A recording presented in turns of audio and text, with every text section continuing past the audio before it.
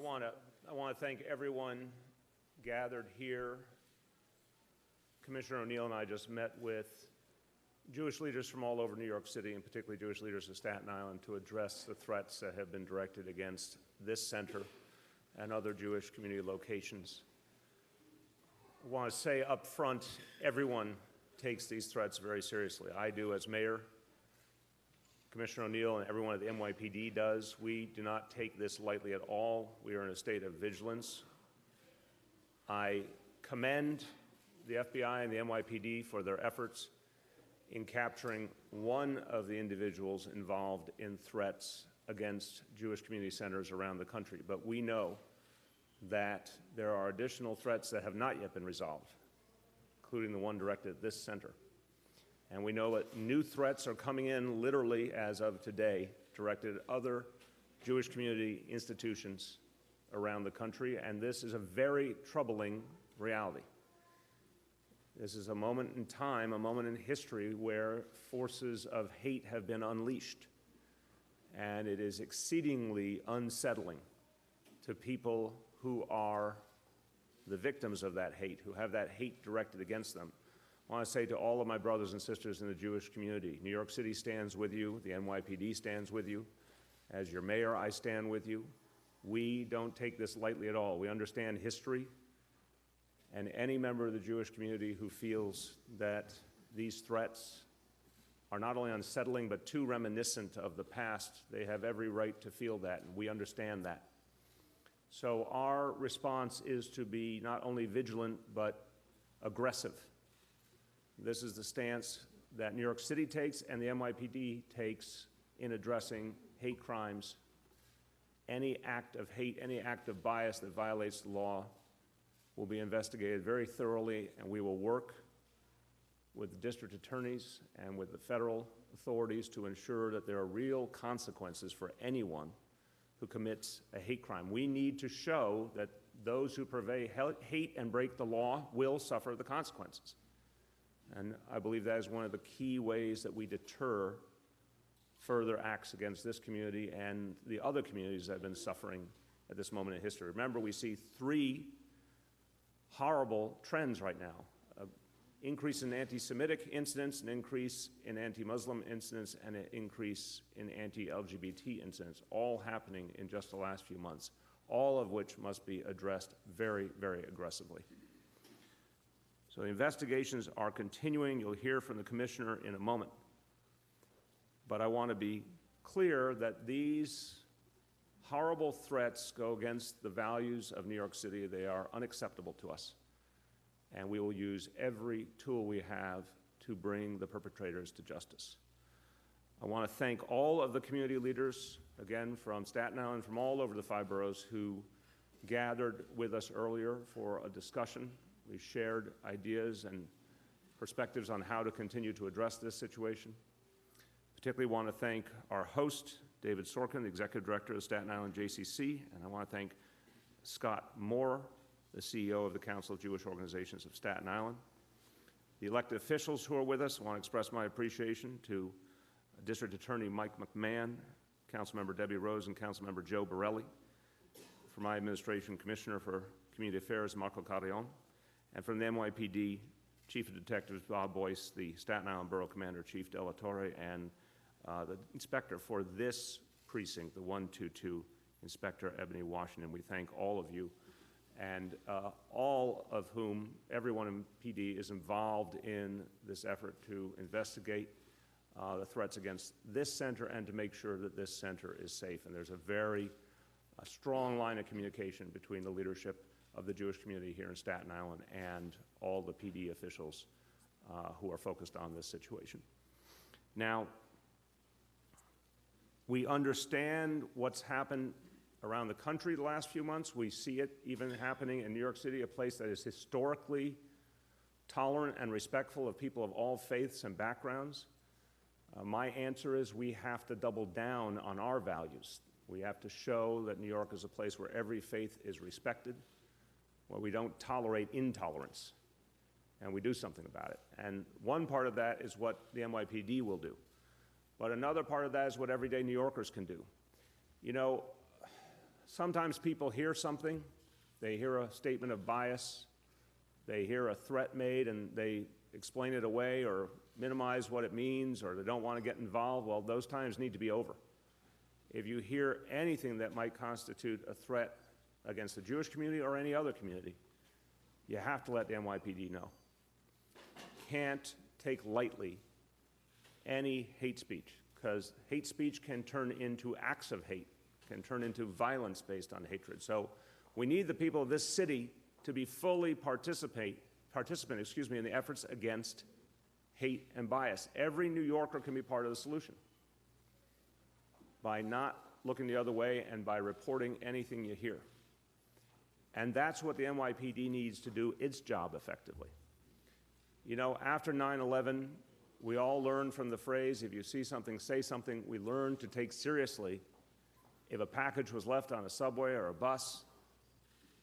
We learned to not assume it just might be something that someone left behind innocently. We learned to assume it might be a threat and get the NYPD involved. Before 9/11, we didn't think that way. Well, we're facing a new threat now. We're facing a new wave of hatred and bias. We have to address it at the grassroots, not just through our government. So if you see something, say something. If you hear something, say something. Help the NYPD to protect all of us. Help stop acts of hatred by giving the NYPD all the information you have. I want to note at the same time, as we're deeply troubled by this atmosphere we're living in, many people are fighting back. Many people are standing up. And many people are doing things to emphasize our positive values.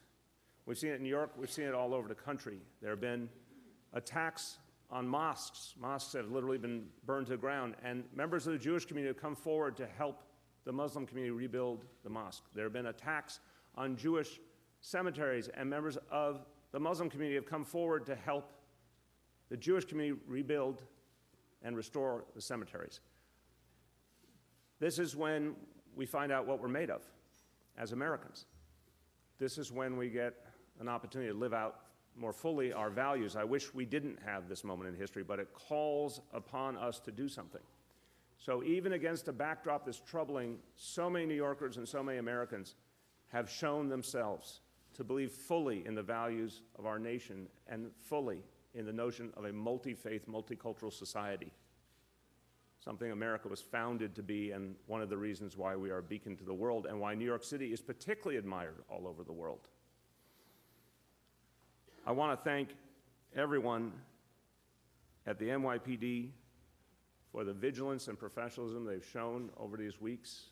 You'll hear from Commissioner O'Neill. I want to thank him because he, in light of the situation over the weekend at Washington Cemetery, he went himself to join the investigation. I appreciate that personal commitment because people want to know the facts and they want to know that these issues are being looked at the highest level. But we do not take these things lightly.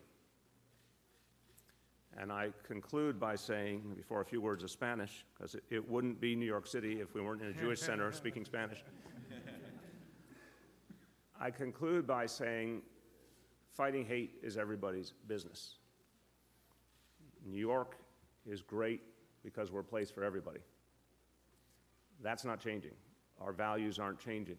Let's live out those values. Let's stand up for what we believe in. Let's be shoulder to shoulder with each other.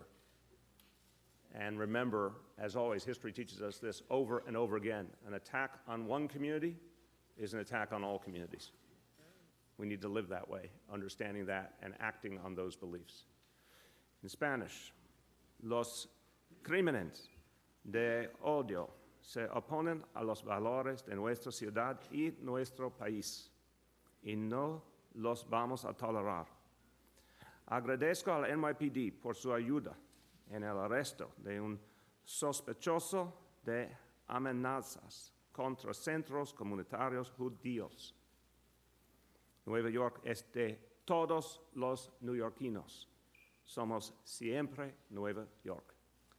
With that, again, with great appreciation for his work and the work of the entire NYPD, my pleasure to present our Commissioner, Jimmy O'Neill.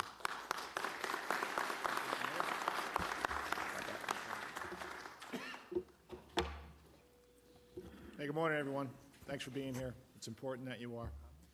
I'm glad we're all out here today because, as you all know, I always talk about it's not just about keeping New Yorkers safe. It's about making sure all New Yorkers feel safe, too. That's one of the things the mayor and I made sure to do here.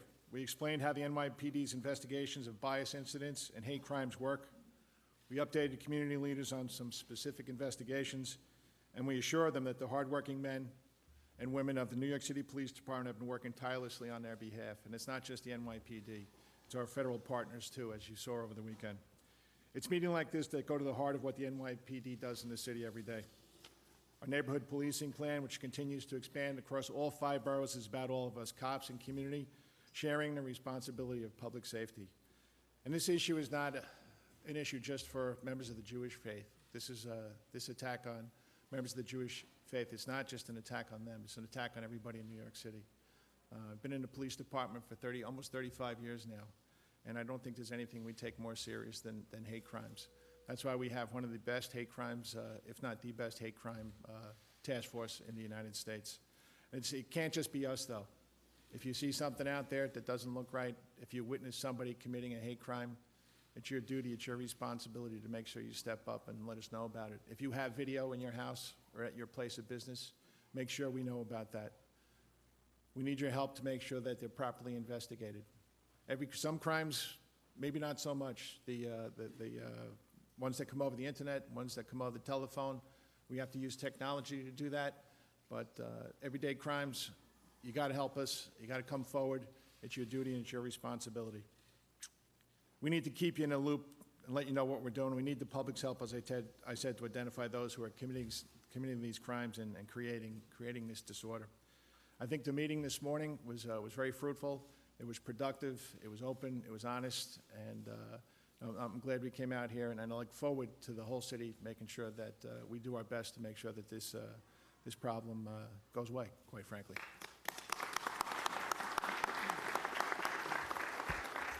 Couple of points before we open up to questions. I've mentioned the elected officials are here. I want to thank all the representatives of other elected officials who had to be in either Albany or Washington. I also want to thank the Deputy Borough President for being here. Very much appreciated. Second, we're going to take questions on this topic, on the topic of the threat directed to this center and all the threats directed at the Jewish community overall, locally and nationally. We'll take questions on that in a moment.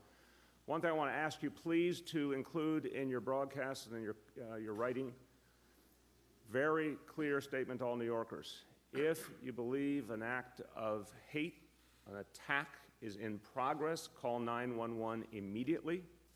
If you have information that you believe might relate to a potential act of bias or hatred that would break the law, call 311. So the most important thing is people need to report what they see. Give the benefit of the doubt to reporting too much, not too little. Pick up that phone. If it's an urgent, immediate threat, 911. If it's information you want to share with the NYPD, 311. With that, we welcome your questions. Anna. Could you guys update us on the status of the investigation into this bombing threat in the center? Big voice. Sure. Recently, we made an arrest, or the FBI had made an arrest of Juan Thompson. Now, we had a 4-case pattern citywide on bomb threats to Jewish institutions.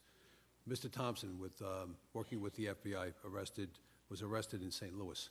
We hold him responsible for the threat at the Jewish Museum, which occurred on January 28th, and the threat against the Anti-Defamation League, which occurred on February 22nd. The 2 JCC cases are still open. We're investigating them as we continue now. So right now it's an active investigation. There's still phone calls coming in to JCCs around the country, and we will work with our federal partners to identify that person, or persons, I should say. Do I have any leads to, excuse me? Are there any leads to the... Right now, I'm not going to divulge any leads. It's a confidential investigation. There we go. Yes, Aaron. We understand there's been another wave of bomb threats and other threats happening, perhaps just as you were meeting, possibly at least 2 incidents in the city involving, I think, the Washington Heights Jewish Center and the East Midwood Jewish Center. Any more information you can give us on either of those incidents or any others that may be in the city? From what I understand, we have 5 this morning. We have an active at the Anti-Defamation League right now. So these are coming in at an unprecedented rate. and we will handle each one with an investigation from the hate crimes, and we will supplement the hate crimes task force with other detectives from the Detective Bureau as well.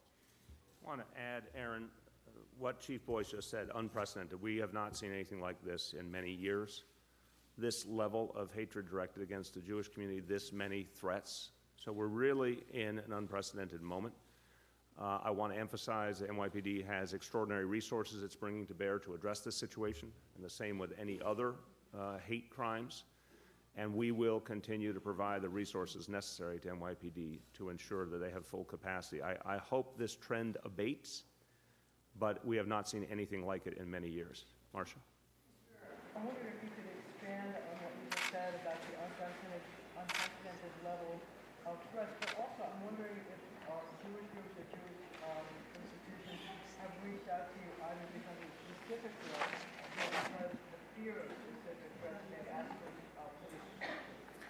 Marcia, on the first point, again, in all of the years I've been doing this work, and I think my colleagues at NYPD would say the same thing, we've never seen such a period of concentrated threats against the Jewish community. Just the last few weeks are more troubling than anything I've seen in many, many years. And I think members of the Jewish community have every reason to be concerned and to be very worried that forces of hatred have been unleashed in our nation. And some people out there feel they have license to act in this fashion. It's absolutely unacceptable here in New York City, and we will use all of our power to address it. I've talked to members of the Jewish community and leaders of the Jewish community over these last weeks. There's consistent concern. At the same time, there's a tremendous understanding that the NYPD has a very clear history of defending the community against any threats. So one of the things we talked about in the meeting is the way that we're going to make sure, through our neighborhood policing program in particular, that officers who have major Jewish community locations as part of the sectors they're covering are going to pay special attention to those locations, check in with them regularly, show up regularly, including obviously unannounced. We'll continue to do that. Whenever we think there's a more distinct threat, we will do even more. But I think the feedback I've received from leaders of the Jewish community is they know the NYPD is in a state of high vigilance right now. Please.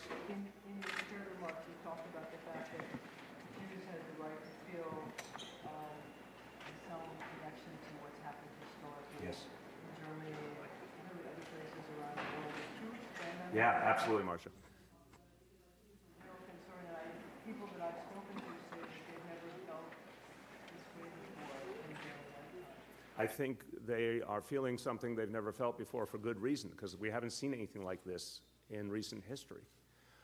I will just start with a personal note. Because my parents came from the World War II generation, I heard the stories of the war constantly when I was growing up, and I felt a real understanding of how people in the 1930s, going into the 40s, watched with tremendous fear what was happening in Germany, what was happening in Italy, what was happening in Spain. They saw this gathering storm. And everyone at the time questioned how could these things possibly be happening in civilized democratic nations. But in fact, they did. And those nations became undemocratic and turned into dictatorships.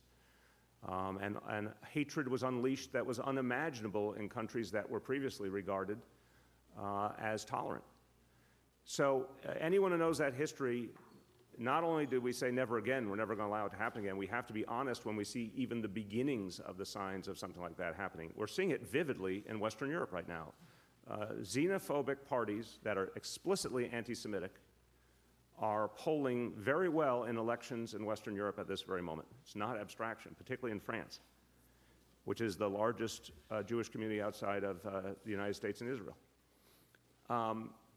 So people should be very concerned because we see historical patterns that are damning, and they're happening before our very eyes. And in this country, forces of hate have been unleashed that we have not seen anything like in decades.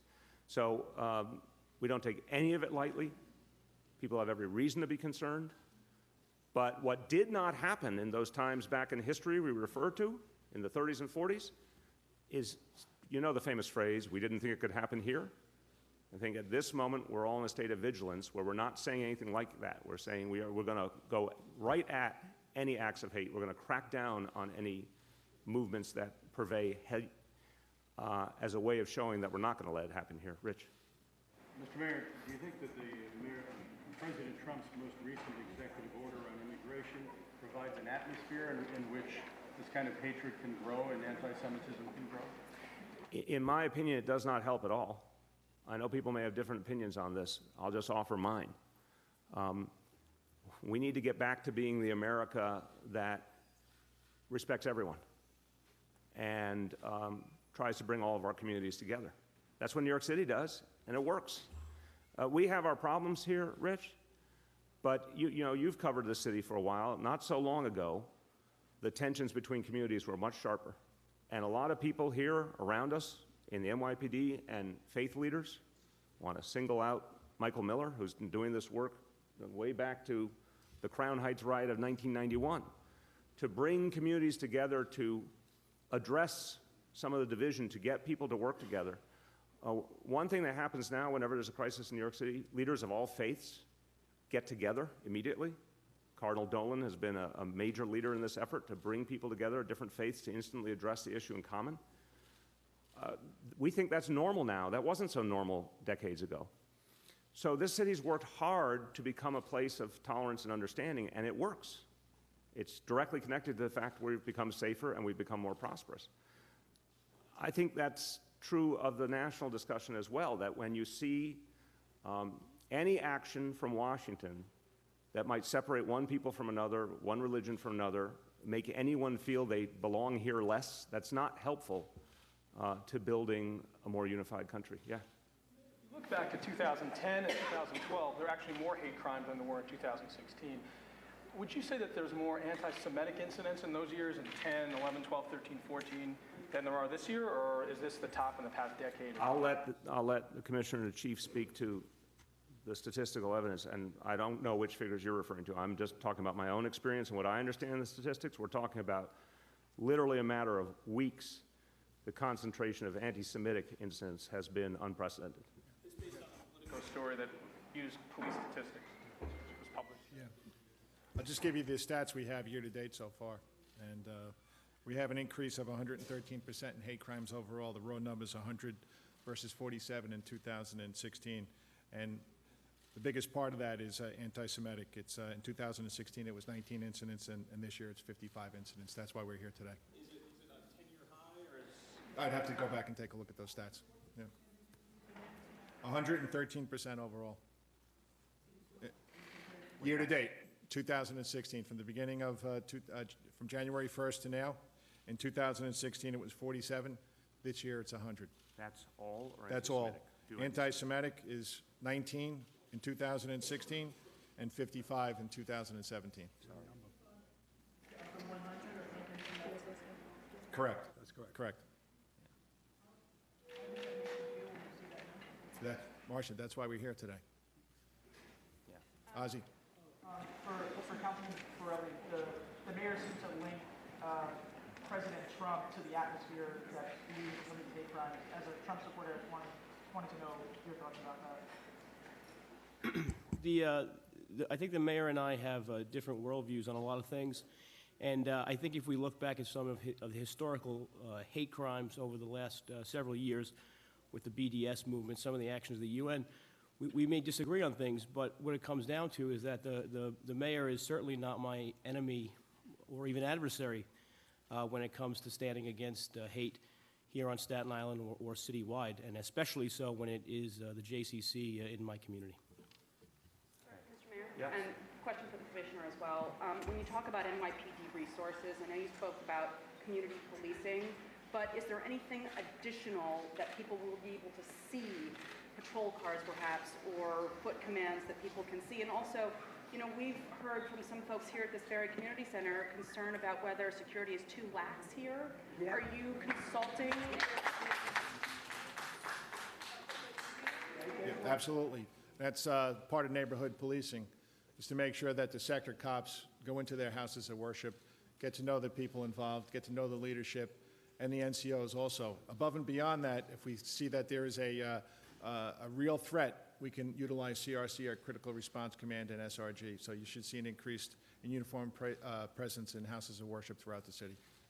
But to follow, what should a place like the JCC here in Staten Island do maybe to step up security? Well, we can work, Inspector Washington is here. She's the local commander in the 122.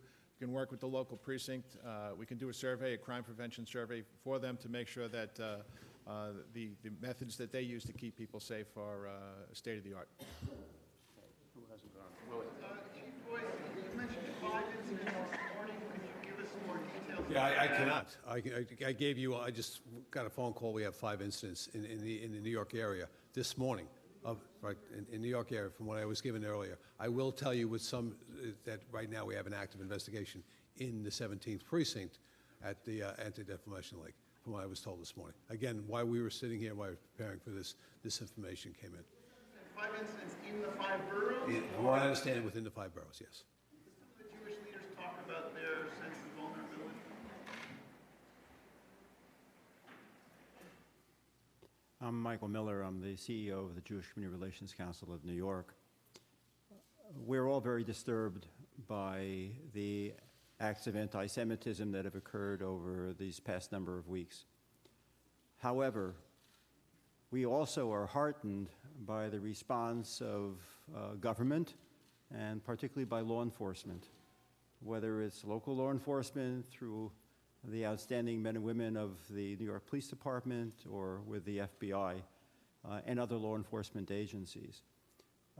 That does not mean, of course, that we as a Jewish community or members of the Jewish community don't feel vulnerable. Indeed, we do. And our vulnerabilities are accentuated, they're amplified by these acts of hatred. And we're also very fortunate that, based on what was said in the meeting earlier, that the acts of hatred have not been acts against persons. They have been acts against buildings. They've been acts of bomb threats. They've been swastikas. And as unsettling as those acts are, thank God, we're now dealing with personal attacks, physical attacks. We rely upon the New York Police Department and law enforcement, and most especially, to underscore, the New York Police Department, to ensure our safety and security. And I can speak on behalf of myself and my organization that we, in fact, do feel safe because of the NYPD. Anything today in terms of protections, et cetera? And was it given to you? Chief Saps? Well, let me start and then pass to Michael. Let me characterize the meeting in this way. I think the important point of the meeting was that we made very clear to all the leaders of different organizations the state of vigilance the NYPD was in, the fact that immense resources were being provided to the investigations, and that if additional resources were needed, they would be provided instantly, and that we would have our neighborhood policing officers checking in with any locations deemed vulnerable on a regular basis, and that if any threat solidified, we would put very, very extensive resources into defense of locations, as we've done many times before. I think there's a broad agreement in the room that that was the right course of action. Grace. You frequently and repeatedly denounced anti-Semitic hate crimes. I'm wondering if you can speak to the fact that that hasn't happened at the federal level with President Trump. Not, you mentioned it at the top of his speech recently, but beyond that, he's sort of lashed out when he's been asked about these incidents. I'm wondering if you can say whether he's done enough, the federal government has done enough to and for Councilman Borelli to speak to that as well as a Trump supporter. Look, again, I appreciate Councilman Borelli's comments. This is not a partisan atmosphere or a partisan moment. We are all united in defense of the community. I can say something simple. In a moment like this, everyone should speak up. Again, history tells us that. I think it would be helpful to hear from everyone in Washington a clear condemnation of anti-Semitic acts and anti-Semitic speech. I think that sends a message that people need to hear all over the country, both in terms of reassurance to the community, but also to those who might consider an act of hate, understanding that no one else believes in that. So more is more would be my answer. The more condemnation, the better. We are unified. Yes, I'll do two more, and then, oh, three more, I'm sorry. Lisa, go, let me get you first, I'll come right this way. In terms of the nature of the threats, from what you've been able to see, the ones here in New York City, are they coming, do they seem to be coming from an organized type of effort, or individuals acting independently? Because of the amount of them, Lisa, I would say it appears to be organized right now, or one specific person is doing this. When we arrested Juan Thompson, he had made several across the country. So this could be coming from a singular individual or a group thereof. Right now, it's undetermined. But they're coming in quite frequently right now with specific language that I will not get into on each one. What was the Hold threat? on. Want to keep it in the order I said, but one point, Michael wanted to add a point to the previous question, the one before. The question pertaining to what might be done out of Washington. There is a not-for-profit security grant which is allocated by Congress, goes to the Department of Homeland Security, to DHS, and then comes to the states. And a portion of the money which comes to the states is cut off, is assigned to the not-for-profit community. Again, there's money which goes for Homeland Security, and a slice of it goes for not-for-profits. If more of those monies could be made available to ensure that institutions such as the Jewish Community Center here in Staten Island and hundreds of other nonprofits, Jewish and non-Jewish, I think the safer and more secure we would feel. So can Washington do something? The answer, yes. Washington not only can do something, they could do something more. They're already doing something, but they're not doing enough in order to ensure the safety and security of not-for-profit institutions, so many of them being Jewish not-for-profit institutions, but it would provide funding for all not-for-profits in New York and across the country. Thank you. So I'm going to take these last two questions again. I want to emphasize Chief Boyce and DCPI, I'm sure we'll get additional information out in the course of the day as we learn more about the new threats that have come in. Please. In reference to what Mr. Miller just said, there is federal grants. There's a bill in the New Jersey State Senate that has allocated additional funding to nonprofits. This passed one subcommittee at the New Jersey State Senate. Unanimously, I think it's unanimous. Is New York City considering allocating additional funding for similar efforts?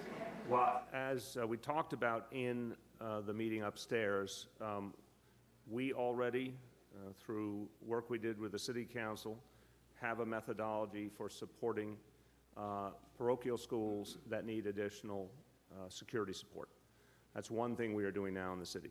We also, again, through the neighborhood policing program, can provide additional support in a variety of ways, including assessing what needs to be done in terms of a building's own security, and again, increasing our presence accordingly depending on what's going on. So I think we're in a strong position on that front.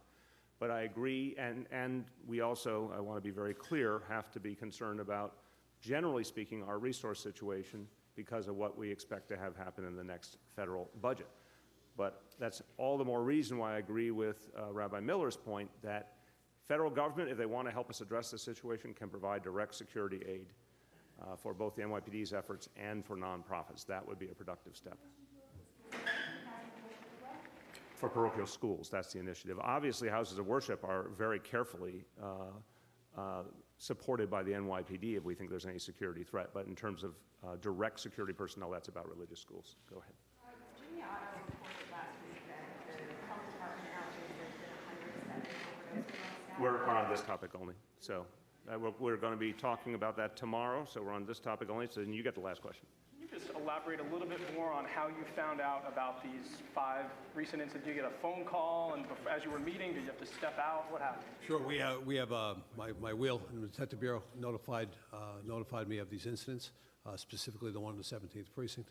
So that's how we get notified up to date each time and where they are. So right now, I don't have a lot to tell you on those. I will later on as I double down on that information. You were here in this meeting. That's correct. That's correct. I was here, and again, cell phone calls come in hot and heavy on these things. Thanks, everyone. Have you ever seen any level of